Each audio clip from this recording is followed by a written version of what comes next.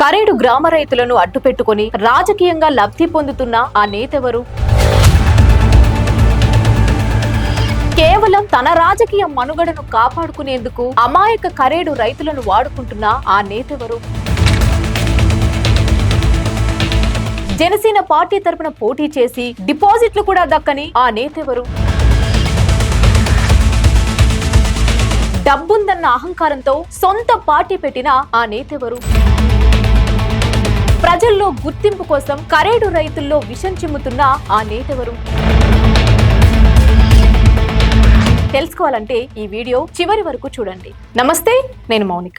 భారత చైతన్య యువజన పార్టీ అధినేత బోడే రామచంద్ర యాదవ్ ఆంధ్రప్రదేశ్ లో ఇప్పుడు కొత్తగా వినిపిస్తున్న పేరు. నిజానికి ఆయన చాలా కాలంగా రాజకీయాలలో ఉన్న ఈ మధ్య కాలంలోనే వార్తల్లో ఎక్కువగా కనిపిస్తున్నారు. పుంగనూరుకు చెందిన ఈయన ప్రముఖ పారిశ్రామికవేత్త. అయితే 2019 ఎన్నికల్లో జనసేన పార్టీ నుంచి పుంగనూరులో పోటీ చేసి కేవలం 16,000 ఓట్లు మాత్రమే తెచ్చుకొని డిపాజిట్ కోల్పోయారు. అనంతరం ఆయన జనసేన నుంచి బయటకొచ్చి డబ్బుందన్న అహంకారంతో సొంతంగా రాజకీయ కార్యకలాపాలు మొదలుపెట్టి ఏకంగా ఒక కొత్త పార్టీ పెట్టారు. భారత చైతన్య యువజన పార్టీ అని దానికి నామకరణం కూడా చేశారు. గుంటూరు నాగార్జున యూనివర్సిటీ ఎదురుగా కోట్లాది రూపాయలు ఖర్చు చేసి భారీ బహిరంగ సభ కూడా నిర్వహించారు. అయితే ఎంత చేసినా ఎంత ఖర్చు పెట్టినా ప్రజల్లో మాత్రం అనుకున్నంత మైలేజ్ రాకపోవడంతో ఒక్కసారిగా బిక్కముఖం వేశారు రామచంద్ర యాదవ్. దీంతో ఏం చేస్తే నిత్యం ప్రజల్లో ఉంటాము అని తీవ్రంగా ఆలోచన చేస్తున్న రామచంద్ర యాదవ్ కి ప్రస్తుతం రాష్ట్రంలో హాట్ టాపిక్ గా మారిన కరేడు గ్రామ రైతుల సమస్య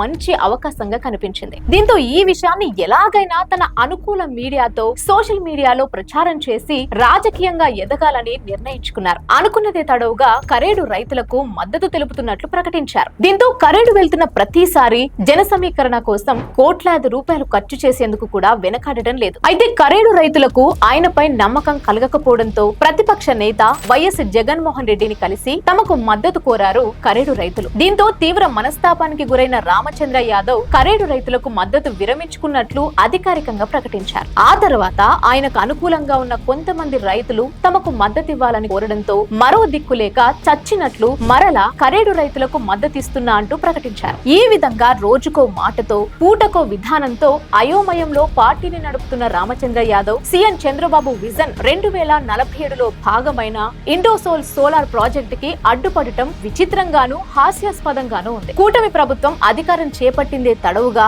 రాష్ట్రంలో అభివృద్ధి జరగాలి, ప్రజల జీవన ప్రమాణాలు మారాలని సీఎం చంద్రబాబు అహర్నిశలు శ్రమిస్తున్నారు. ఈ నేపథ్యంలోనే దేశ విదేశాల్లో పర్యటిస్తూ అనేక కంపెనీలను ఏపీలో పెట్టుబడులు పెట్టేందుకు ప్రోత్సహిస్తున్నారు. అందులో భాగంగానే నెల్లూరు జిల్లా ఉలువపాడు మండలం కరేడు గ్రామంలో ఇండోసోల్ అనే బడా కంపెనీతో దాదాపు 4,800 ఎకరాల్లో 68,000 కోట్ల రూపాయల పెట్టుబడితో భారీ సోలార్ ప్రాజెక్టు ఏర్పాటుకు ఒప్పందం కుదుర్చుకున్నారు. అయితే దీని ద్వారా రాజకీయంగా లబ్ధి పొందుదామని ఆశించిన బీసీవై పార్టీ అధినేత బోడే రామచంద్ర యాదవ్ కరేడు రైతులను అడ్డుపెట్టుకుని రాష్ట్ర ప్రభుత్వం కరేడు గ్రామంలో 3 పంటలు పండే పంటలను పరిశ్రమలకు ఇస్తుందని తప్పుడు ప్రచారాలను తనకు అనుకూల మీడియా సోషల్ మీడియాలో ప్రచారం చేస్తూ రాజకీయ మైలేజ్ కోసం వెంపర్లాడుతున్నారు. ఈ క్రమంలో కరేడు రైతులకు ఏదో అన్యాయం జరుగుతోందని కల్లబొల్లి మాటలు చెప్తూ వారిపై కపట ప్రేమ చూపిస్తున్నారు. అయితే ఇదే నిజమని నమ్మిన కరేడు రైతులు నేటికి మోసపోతున్నారు. రామచంద్ర యాదవ్ మాయ మాటల్లో పడి తమ అభివృద్ధిని తామే అణిచివేసుకుంటున్నారు.